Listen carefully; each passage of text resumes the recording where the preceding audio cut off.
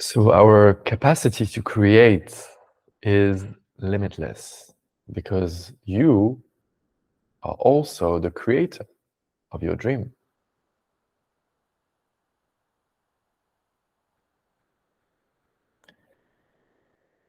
The thing is that we need to create from a place of stillness, a place of presence, of being.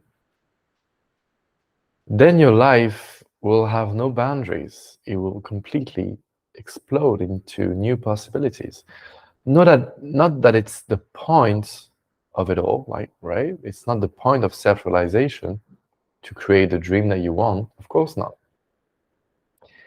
But creativity is the expression of stillness. And stillness is what we are. So when you're still and present, from this place comes an intuition of what to do. Who should I call next? Who should I send an email to? Right? If you're in business. Should I call my wife? Or this kind of thing will come naturally from this place of stillness. That's always here. You don't have to move even a bit. It's always here, right? So when we are in that place, we should not separate spiritual life from normal life, right? So try as best as you can to create from that place of stillness and just see the results for yourself. It'll be amazing.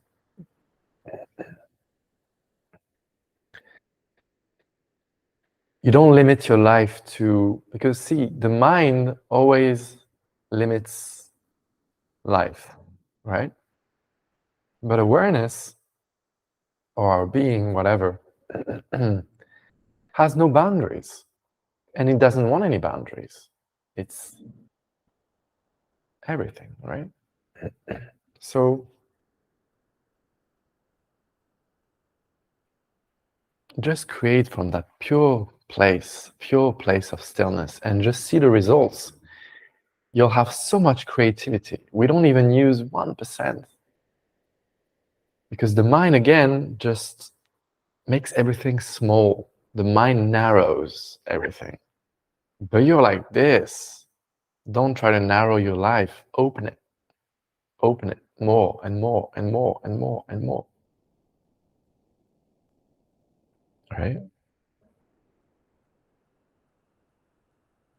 And become more and more aware of this pure stillness when you're creating.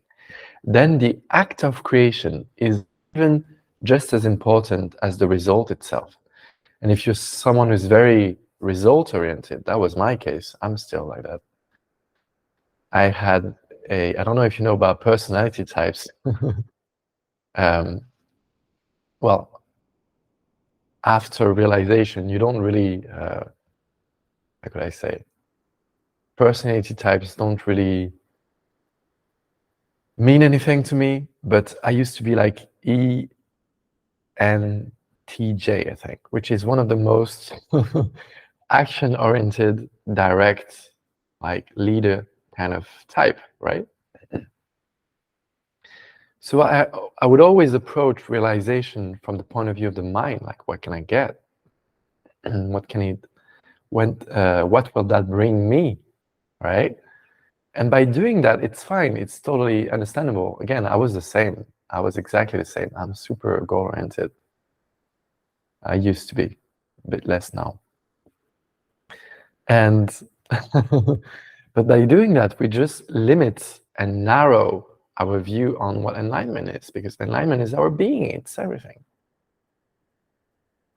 And by just creating for the purpose and the joy of creating, you don't limit your experience, you don't limit your expression.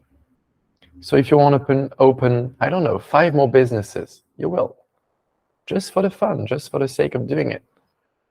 And you won't be so attached to the results, and you won't be so fearful that, you know, it might fail. Okay, it might.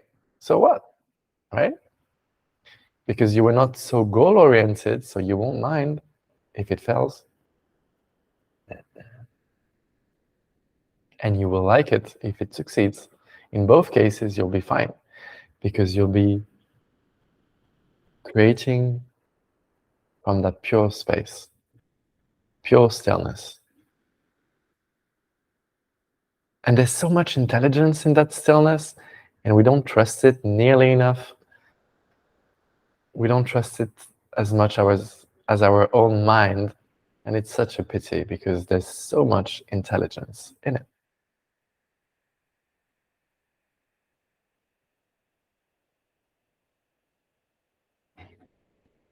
And the space knows what to do, when and how. Just trust it, and you'll see the results in your life. I hope you enjoyed this video. If you did, you can leave a like, subscribe to the channel, and share this video with your friends. Thank you. Namaste.